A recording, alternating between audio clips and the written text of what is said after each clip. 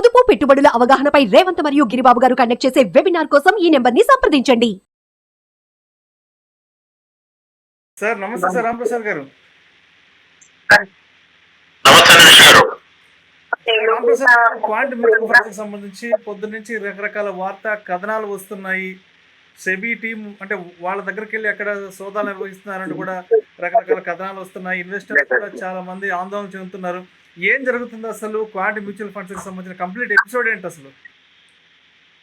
SEBI సోదాలే కాదు కదా sir, ACB సోదాలు ఏం కాదు కదా, అంతకంటే ప్రారంభం లేదు. సెబీ ఇన్వెస్టర్స్ కి ఫేవర్ గా పనిచేస్తుంది. సెబీ అనేది ఇన్వెస్టర్స్ ఫేవర్ గా పనిచేస్తుంది. సెబీకి అనుమానం వచ్చింది, క్వాంట్ ఫ్రంట్ రన్నింగ్ యాక్టివిటీ చేస్తుందని చెప్పి అనుమానం వచ్చింది. దాంట్లో భాగంగా సోదాలు నిర్వహించి, ఎందుకంటే అన్ని మ్యూచువల్ ఫండ్ హౌస్లు వేరు, క్వాంట్ ఫండ్ హౌస్ వేరు.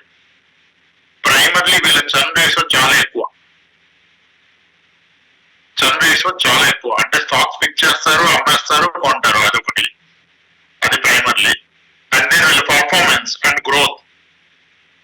2019లో 100 కోట్లు ఏం లేని ఏఎంసీ ఈరోజు 90,000 కోట్లు కూడబెట్టింది.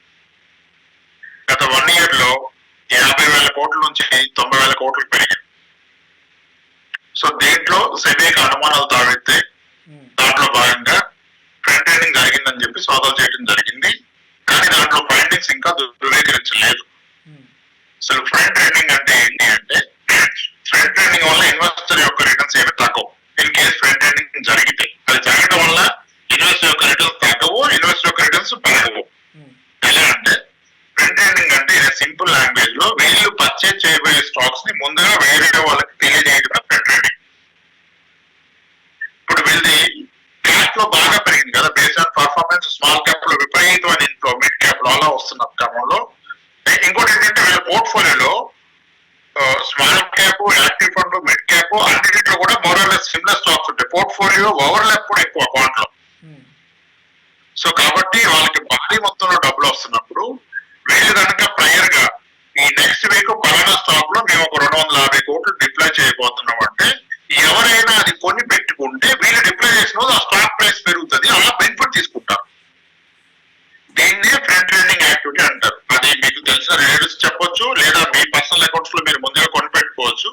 ಮತ್ತೆ సెబీ వస్తుంది కనుక ఎవరు వాళ్ళ అకౌంట్స్ లో కొనుక్కోరు, వాళ్ళ రిలేటివ్స్ అకౌంట్ లో, దూర బంధువుల అకౌంట్ లో కొనిపెట్టుకుంటారు. లేదా కొన్ని బ్రోకరేజ్ సంస్థలకు ముందుగా ఇన్ఫర్మేషన్ ఇస్తారు. దాన్ని ఫ్రంట్ ఎండింగ్ యాక్టివిటీ అంటారు. అయితే సెబీ రెగ్యులేషన్ గైడ్ లైన్స్ ప్రకారం ఒక ఫండ్ హౌస్ ఎంప్లాయీస్ వీళ్ళు చేయబోయే పర్చేజులు ముందుగా బయటకు వెళ్ళవచ్చడం అనేది తప్పు. ఇప్పుడు అది జరిగిందని ఆరోపణ. ఇంకోటి, అన్ని ఫండ్ హౌస్లకి డిఫరెంట్ బ్రాంచెస్ ఉంటాయి. క్వాంటికి ముంబై తప్ప ఇంకో బ్రాంచ్ లేదు. హైదరాబాద్ లో మరి ఎక్కడ చేశారో, ఏం ఆఫీస్ తో తెలియదు మనకి. దానివల్ల అక్కడ ఇక్కడ వాళ్ళు సోదాలు చేశారు. ఇప్పుడు ఆ ఇన్ఫర్మేషన్ దొరుకుంటుంది. కొన్ని క్వైరీస్ రేజ్ చేశారు. దానికి సందీప్ తాండన్ గారు ఇప్పుడు రివర్ట్ ఇస్తారు సెబీకి. ఇచ్చాక నిర్ధారణ జరుగుతుంది. దీనివల్ల ఇన్వెస్టర్స్ ఇమీడియట్ గా పానిక్ కావాల్సిన అవసరం లేదు. ఇప్పుడు క్వాంట్ మ్యూచువల్ ఫండ్ పర్ఫార్మెన్స్ తగ్గాలంటే క్వాంట్ మ్యూచువల్ ఫండ్ కొన్న స్టాక్స్ యొక్క పర్ఫార్మెన్స్ తగ్గాలి. ఇప్పుడు క్వాంట్ కొన్న స్టాక్స్ ని చాలా అదర్ మ్యూచువల్ ఫండ్స్ కూడా కొనుంటాయి కదా. సో స్పెసిఫిక్ గా క్వాంట్ పర్ఫార్మెన్స్ ఏం తగ్గదు, ఇమీడియట్ తగ్గదు. ఒకవేళ ఇది ధృవీకరణ అయిపోయి సెబీ యాక్షన్ తీసుకొని ఇన్వెస్టర్ యొక్క కాన్ఫిడెన్స్ తగ్గితే, భారీగా రిడెంప్షన్ జరిగితే ఏమైనా తగ్గే అవకాశం ఉంటుంది. భారీగా అయితే తగ్గదు అది కూడా. సో దీన్ని దృష్టిలో పెట్టుకొని ఇన్వెస్టర్స్ ఎవరు పానిక్ కావాల్సిన అవసరం లేదు. ఇన్ఫర్టల్ పానిక్ అయితే ఎవరు అవ్వాలంటే, ఒక 50,000 ఎస్ఐపి చేసే వ్యక్తి, 5 డిఫరెంట్ స్కీమ్ లో చేసే వ్యక్తి, మనం ఎప్పుడు ఏఎంసీ స్పెసిఫిక్ డైవర్సిఫికేషన్ కూడా జరగాలని చెప్తాం, చేయాలని చెప్తాం. ఇప్పుడు ఆయన 50,000 రూపాయలు ఎస్ఐపి 5 స్కీమ్ లో క్వాంటైజ్ చేసుకుంటే మేబీ ఆయన కాస్త పానిక్ అవ్వాలి. 1 crore మ్యూచువల్ ఫండ్ లో డిప్లాయ్ చేసిన వ్యక్తి అతను 1 crore క్వాంట్ లో పెడితే ఏమైనా పానిక్ అవ్వాలి. అంతేగాని మీకున్న ఓవరాల్ పోర్ట్ఫోలియోలో ఒక 15%, 20% కన్నా క్వాంటిటీ ఇస్తే మీరు ఎటువంటి ఆందోళన చెందాల్సిన అవసరం లేదు. ఉదయం నుంచి నాకు కూడా చాలా ఫోన్స్ వచ్చాయి. మా క్లయింట్స్ ఇప్పుడు ఎన్ఆర్ఐ స్టార్ట్ అయ్యారు, ఇంకా వాళ్ళు కూడా వరుసగా వస్తున్నాయి. అందుకని మేము అడిగాను, చెప్పాను ఈ ఒక వీడియో నేను మా క్లయింట్స్ పంపించుకున్న లోడ్ తగ్గిపోతుంది కదా. సో ఓన్లీ క్వాంట్ లోనే